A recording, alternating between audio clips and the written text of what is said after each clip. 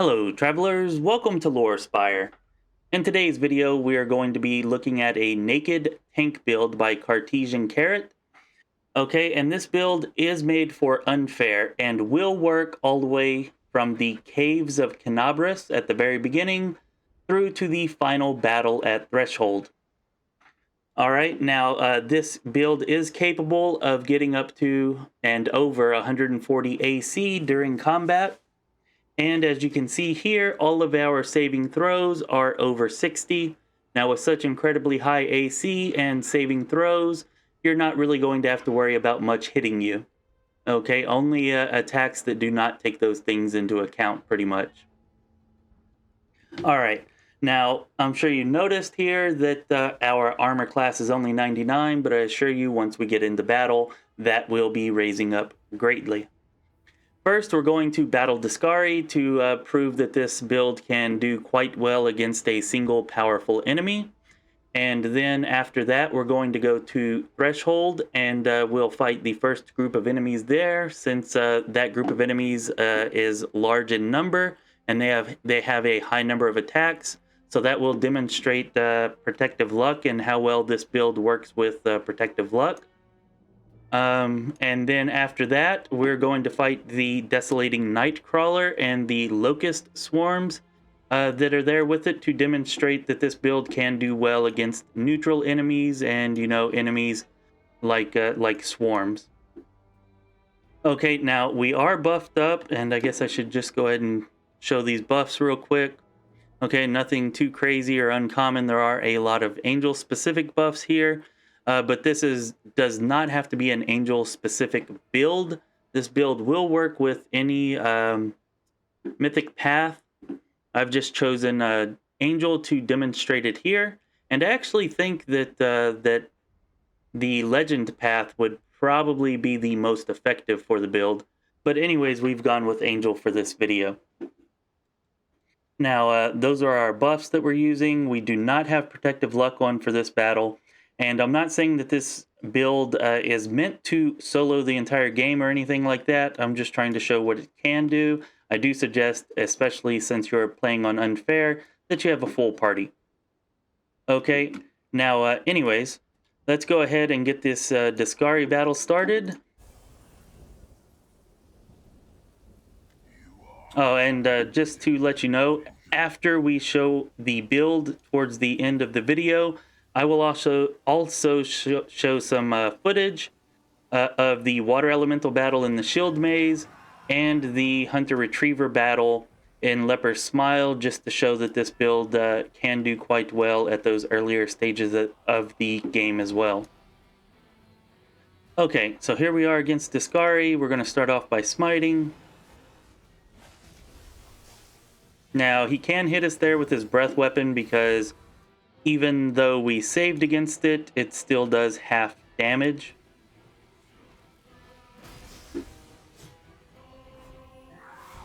Alright, there we go. We got both of our smites up. And we're dealing a little bit of damage to him right now. Let's go ahead and see what our AC is. Bam, right there. Armor class 142. Alright, looks pretty good. Looks pretty good. Right here, against his Sting, our armor class is actually up to 155. Okay, so yeah, definitely get a very high AC with this.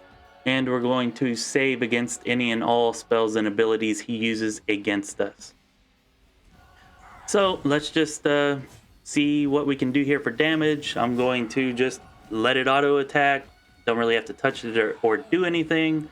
If he does happen to roll a natural 20, we might pop off a heal or something, since we do have the Speed of Light buff for our Sword of Heaven ability, which does allow us to, you know, heal or cast spells as a swift action.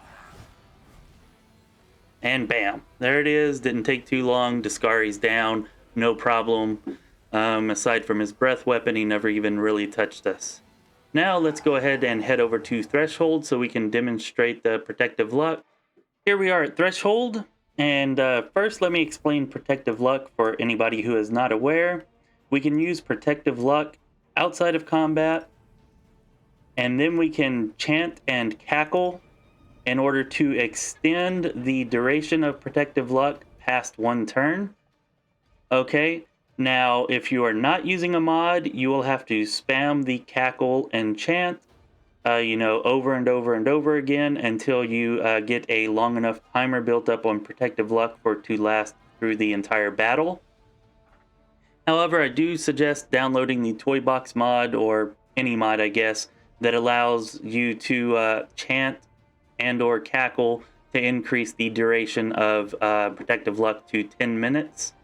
Now, this doesn't, cheat the game or anything. You can achieve the same result on your own. It just takes more time while you are spamming the chant and cackle.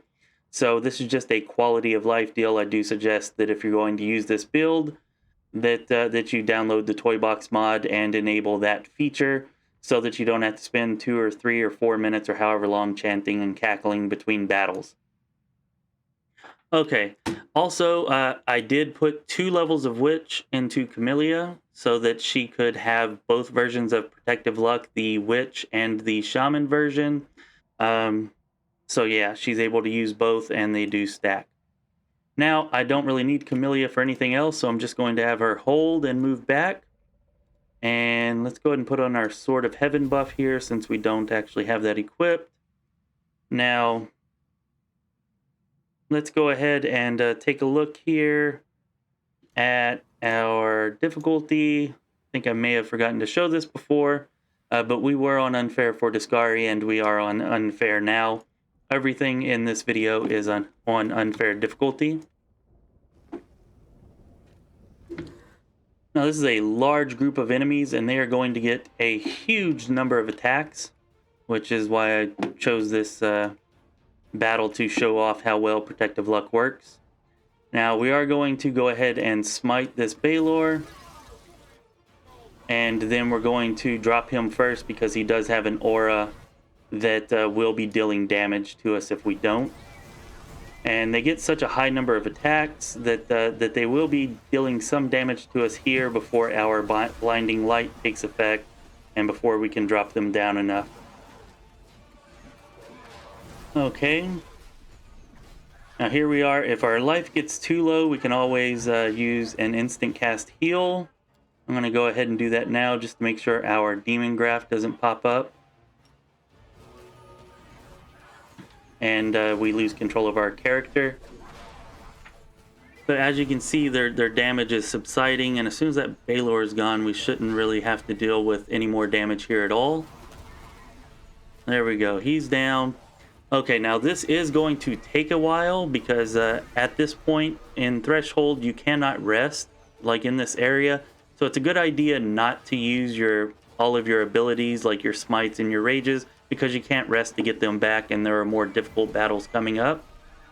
Okay, I'm going to go ahead and skip to the end of this battle so you don't have to watch the entire thing. If you would like to watch the entire thing though, I will provide a link so that you can see the whole battle. Okay, so as you can see, we've defeated everybody here except for this one last Locust, and it's almost down. Okay, they didn't even touch us pretty much after the Balor went down. And there we go, battle complete, no problem. Protective Luck did its job and protected us. Alright, so let's go ahead and take out the Nightcrawler and the Locust swarms that are with him. I'll see you there. Alright, so I went ahead and healed up, and now we're going to fight the Nightcrawler. I also topped off our Protective Luck so we don't have to worry about it wearing off. And I took Camellia out of the party because we need to do this turn-based. Okay, anytime you're fighting swarms, especially on unfair difficulty, it's a good idea to use turn-based mode.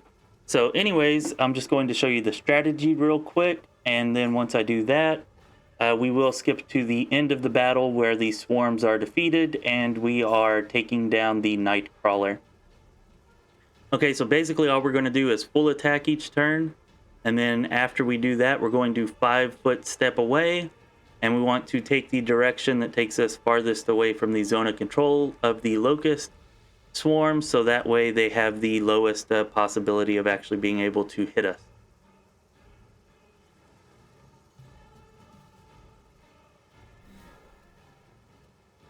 All right, and then of course we want to try to attack the same one each and every turn if possible, but if it is not, then just attack the one that is closest to you. Okay, so we took out all these swarms and we're taking down the Desolating Nightcrawler now. You can tell his life is almost gone. We did have to use some healing, and we did use our Focused Rage to take out those swarms. But once they are down, the Desolating Nightcrawler never even hit us. So there we go. I will be linking this entire video, this entire clip, the part that I cut out. Anyways, if you would like to see that whole battle, just click on the link in the description for this battle, and you can watch the entire thing to see how we did that. Now, let's build this character. Okay, at character creation, you're going to want to take the base class of Oracle. You want to be a half-elf. You want the Kindred Raised Heritage. Okay, the Varisian Explorer background, that just helps to offset our initial starting low reflex save. Okay, and then for ability points, you want to start out with 14 Strength, 7 Dex, 7 Constitution, 14 Intelligence, 16 Wisdom, and 21 Charisma. Now, if you're planning on playing this character in Last Desolating mode, first of all, hopefully you're doing it at a lower difficulty, otherwise you're in trouble. But anyways, I would definitely bump up Constitution. Say if you're doing core difficulty Last Desolating, you're going to want more Constitution just because you cannot reload if you die. So I would drop Strength down to 10 or 12, Intelligence down to 13, and Wisdom down to 14, and put all of that into Constitution.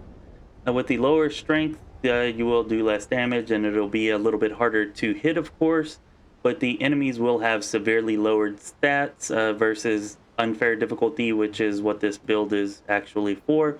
So you shouldn't really have any more of a problem hitting or anything like that.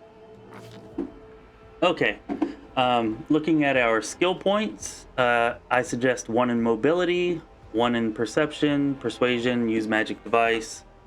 Use magic device and persuasion just makes sense because you have such high charisma. And then also use magic device will allow you to use things like scrolls of mirror image to help with tanking. Alright, and then of course you need 3 points in mobility for defensive fighting. And at some point before level 13, you need to put 2 points into Knowledge Arcana so that you can take Hell Knight.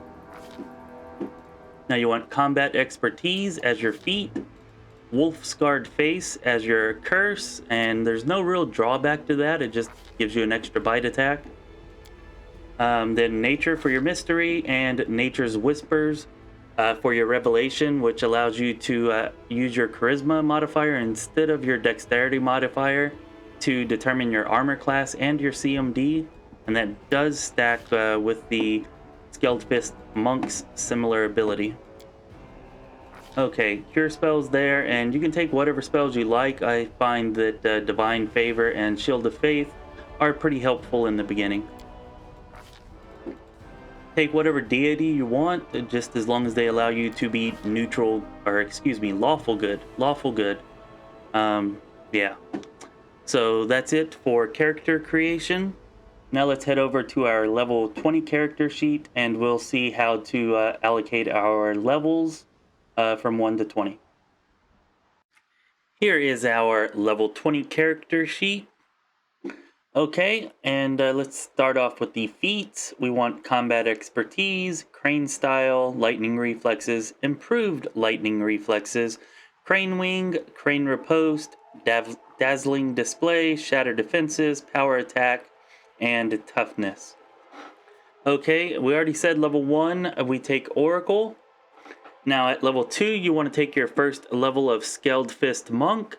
And it is important here that you take dodge, because that's the only way you can get dodge with this build. Okay, then at level 3, take Stigmatized Witch.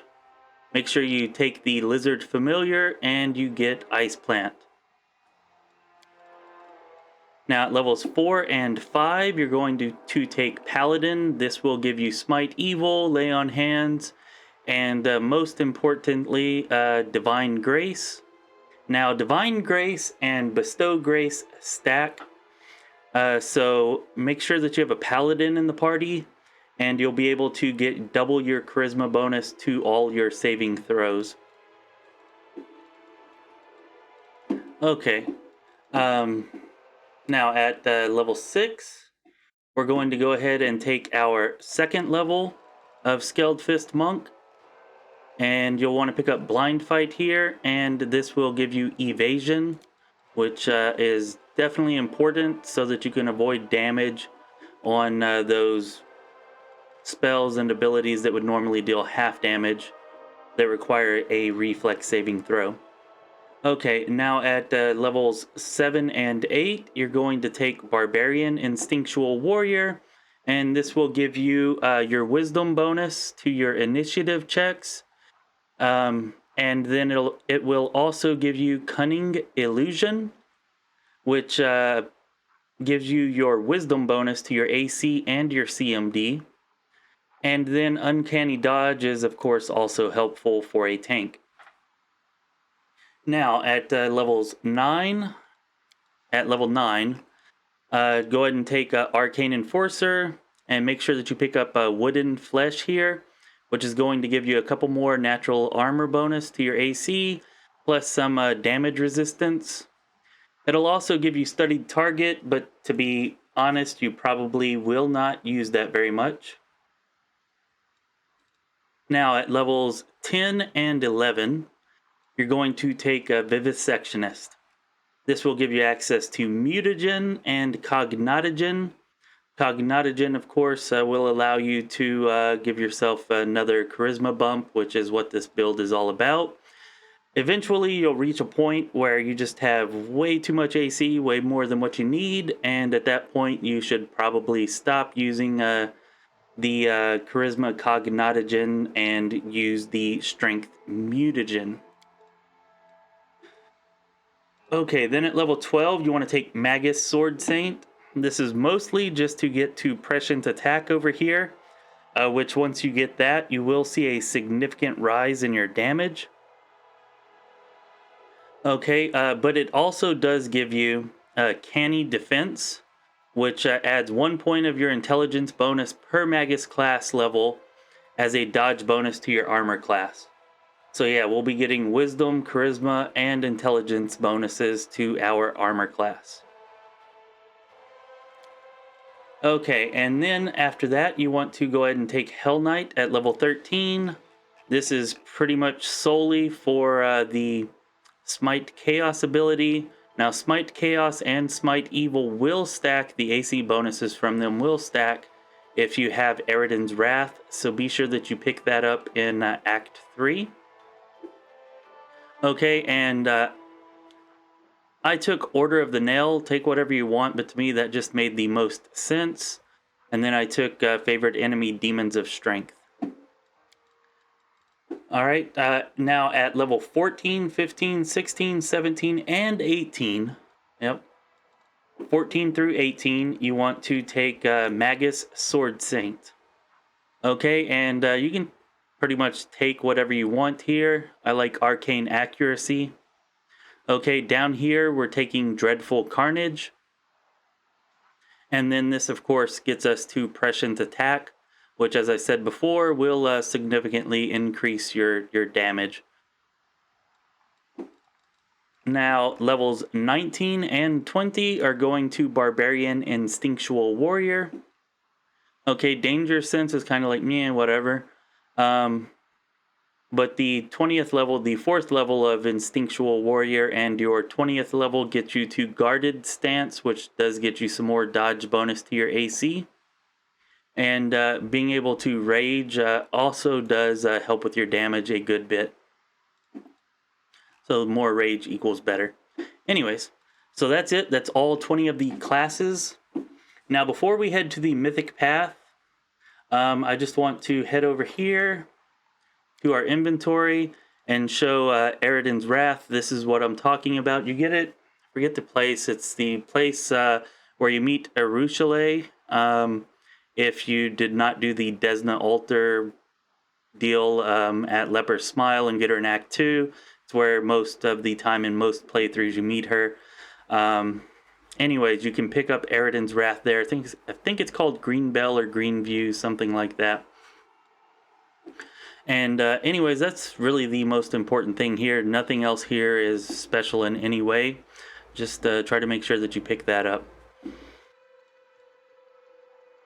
While we're here, I do also want to point out that we do have Nocticula's Gift, or Profane Ascension, which is Nocticula's Gift. Yeah, and unless you're planning on going for a legend build, you may as well go ahead and pick that up. It'll give you an extra +6 bonus to your charisma, and then an extra +4 to your wisdom. So yeah, that's definitely helpful. I definitely suggest picking that up. Yeah, for anybody who doesn't know, in Act 4, Nocticula offers you a gift. So you just want to accept the gift whenever she offers it, and you'll get that. And we do also have the Demon Graft, which I want to mention again. I think I may have earlier. But anyways, it's definitely not necessary. The bonuses from it are not that huge. But as long as you're not playing on Last Desolating mode, meaning that you can reload, every little bit helps. So if you're in Last Desolating, I would skip it. If you're not, then I think it's worth it. And looking here at our alignments, now I'm sure some of you thought, how can you be a paladin and a barbarian at the same time? Well, while you do lose your paladin powers and abilities if you are not lawful good, you do not lose your barbarian powers and abilities if you are lawful good. So basically what you want to do is pick chaotic alignment choices in dialogue in order to work your way over here to neutral good. Now, as soon as you hit neutral good, you'll want to speak to members of your party, you know, Woljif, Sela, whoever. Just speak to them and pick the lawful option to get back into lawful good. And then don't pick any more alignment options at all if you can help it for the rest of the game. And whenever you need to pick up a level of instinctual warrior, then you just go back to your companions, choose a chaotic choice. That'll make you neutral good. You pick up instinctual warrior, and then you talk to another companion, pick a lawful choice, and that'll put you right back into lawful good. Okay, so you do have to kind of manipulate that a bit, but it's definitely doable. All right, and I believe that's pretty much everything that we needed to talk about there for those things. So let's get over here to our Mythic path now. Okay, looking at our Mythic path, I did choose Angel for this. Now, Cartesian Carrots says that this can work with any Mythic path, and I did try it with the Demon Mythic path as well, at least for a little while. That does present some obvious problems with demons being chaotic evil and you know, us needing to be a paladin that is lawful good. But anyways, it did work quite well in the beginning of doing that, you know, up to Act 3. But I do suggest Angel, as Angel works extremely well, and I imagine Aeon would also work pretty well. But take whichever one you want. I think that actually Legend would probably work the best, because you already have such absurd AC with 20 levels. Add another 20 levels onto that, and you could get your damage output to be nuts. So I really think that Legend would be the best for anybody who's interested in that. But for our purposes here, I chose Angel. Okay, and at Mythic Rank 1, I took Close to the Abyss just to get an extra attack, a Gore attack. And then Last Stand. At Mythic Rank 2, I took Destructive Shockwave. Smite Evil and Smite Chaos allow you to bypass the enemy's damage resistance. So against any enemy that is either evil or that is either evil or chaotic, You know, you can smite them, and then you can deal damage with destructive shockwave even whenever you miss attacks. It's definitely helpful, definitely useful, and it will be possibly the main source of your damage, where most of your damage will come from. Certainly in harder fights for sure. Anyways, at Mythic rank 3, we chose Angel, as I said, and we took Abundant Smite here. Mythic rank 4, Lightning Reflex is Mythic, just because that is our lowest saving throw. And so yeah, we're shoring that up early on. Then at Mythic rank 5, Abundant Smite Chaos. Now with this, you should be able to smite quite a bit with Abundant Smite and Abundant Smite Chaos. You know, and like I said before, you can double those up against tough enemies and get the bonuses from both. Now at Mythic rank 6, oh, I forgot, Mythic rank 4 here, we took Everlasting Flame as our Sword of Heaven ability. Okay, and that just increases the amount of time that our Sword of Heaven ability lasts. Okay, and then we took Burning Bright here at Mythic rank 5 for our Angelic Halo ability, which deals damage, holy damage, each round to all demons and undead creatures within a 50-foot area. So that will also help since, you know, we have a lot of longevity. So even if you're not dealing much damage, this will eventually allow you to win a fight against demons and undead, even if you can't really deal damage otherwise. So at Mythic rank 6, we take Bestow the Divine, and that's just so that you can, increase another party member's DPS by casting your Sword of Heaven ability on them. Now, if you're not planning on using other DPS party members, then you don't have to do this, but even though we are showing this with a lot of solo video, I do suggest, especially since you're on Unfair, that you do use a full party, and all of your DPS should definitely be ranged to keep them out of harm's way as much as possible. But anyways, yeah, Bestow the Divine there just to help out with the party members' DPS. And then we took Rupture Restraints here because, yeah, one of the only ways that you can really be defeated in battle whenever you're fully buffed and prepared for the fight would be some of these effects affecting you. So this will help to negate that. At Mythic rank 7, we've got Blinding Light here, which is, as we saw in the video earlier, will affect enemies even on Unfair. It will be able to affect most enemies, blinding them, you know, cutting their chances of hitting you from 1 in 8,000 to, 1 in... It's going to make it so that they don't hit you. Okay? That's the point. And then we took Abundant Arcane Pull here, and that's just to get more uses of Prescient Attack. Because, like I said, that does give us quite a bit of damage. Here at Mythic rank 8, we're taking Speed of Light, which is freaking awesome. It's definitely my favorite Sword of Heaven ability.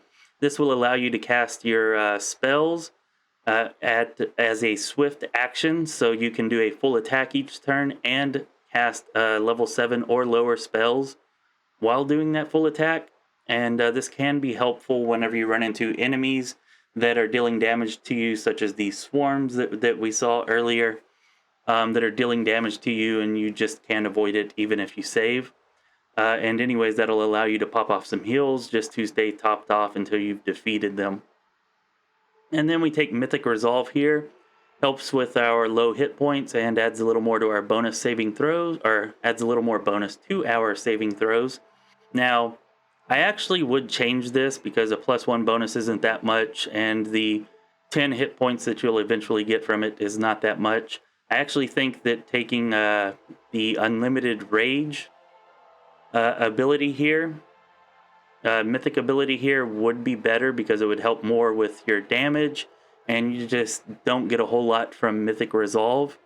So I would actually suggest taking Unlimited Rage here instead. Then at Mythic rank 9, we're taking Archmage Armor. Okay, and you might think that that should have came way up here, since we're a tank, but really, up here you don't get that much of a bonus from it, and you should already have such a high amount of AC that enemies have to roll a 20 to hit you anyways.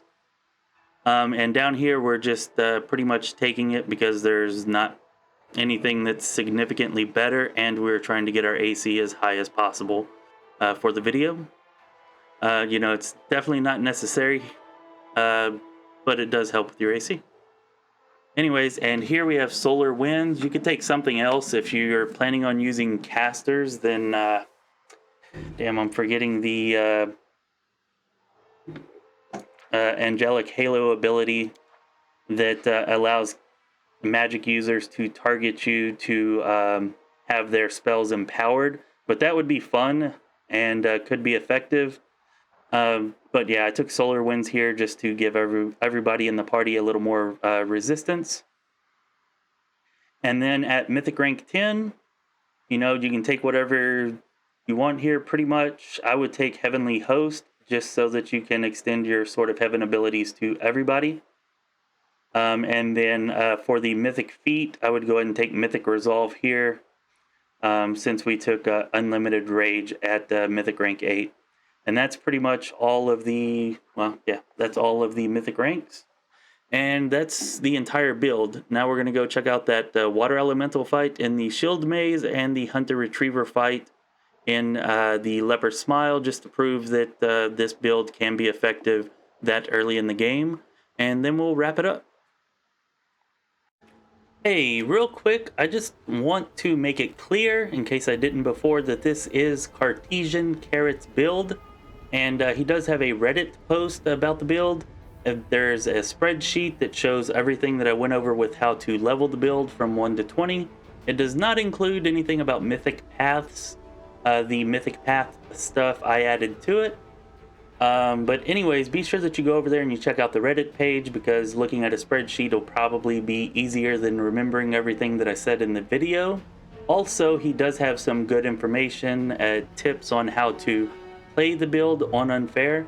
So yeah, be sure that you use the link and check out his post on Reddit. Also, the videos that we're about to show about the Water Elemental and the Hunter Retriever, I did get from his YouTube page. He did say that I could use them. So I'm just including some clips here so that you can see that this is viable towards the beginning and middle of the game. And there will be links to those videos in the description so that you can go over there and check those out for yourself, the full videos, if you would like. Okay, let's head to the Shield Maze and check out that Water Elemental. Here we are at the Shield Maze Water Elemental battle. Okay, and we will be seeing here that it is possible to tank the Water Elemental on Unfair difficulty. I'm not showing the entire battle. Again, there will be a link in the description if you want to check out the entire battle. Anyways, you can see right here that on Unfair difficulty, the attack bonus for the Water Elemental is 17, and the armor class that Michael's able to achieve here is 40. Okay, so with Protective Luck, that's a 1 in 400 chance. He's got to roll a 1 out of 20 twice. Got to roll a 20 twice. Anyways, so yeah, it's entirely possible to tank and take down the Water Elemental on Unfair difficulty. Check out the entire video using the link below if you want to see that. Now off to the Hunter Retriever in Leper Smile. Okay, so here Michael is battling the Hunter Retriever in Leper Smile in Act 2 on Unfair difficulty. Alright, and let's back it up again. I need to be a little quicker to catch that. Okay, as you can see, the Hunter Retriever has a plus 31 attack bonus on Unfair difficulty, and Michael's armor class is 73. Okay, so 73 armor for this build in Act 2 at Leper Smile. Alright, so yeah, I mean, way more than enough, more than double the attack bonus there. As you can see, and this is the theme throughout the entire build, pretty much from the time that you hit level 3 all the way through the end of the game, you just have way more armor than an enemy can deal with. And whenever you couple that with double Protective Lux, the enemies just can never hit you, even on Unfair difficulty. Okay, so I really hope that you enjoyed this video. I hope that you guys will use this as inspiration to make your own similar builds, or maybe you'll just copy this. That's fine too, but it's definitely a build that will work to get you through Unfair difficulty. Okay, and if you liked this, be sure that you check out this video here where I show you how you can deal over 4,000 damage in a single turn on unfair difficulty. Alright, this has been Chris with Lorespire. Be well, my friends.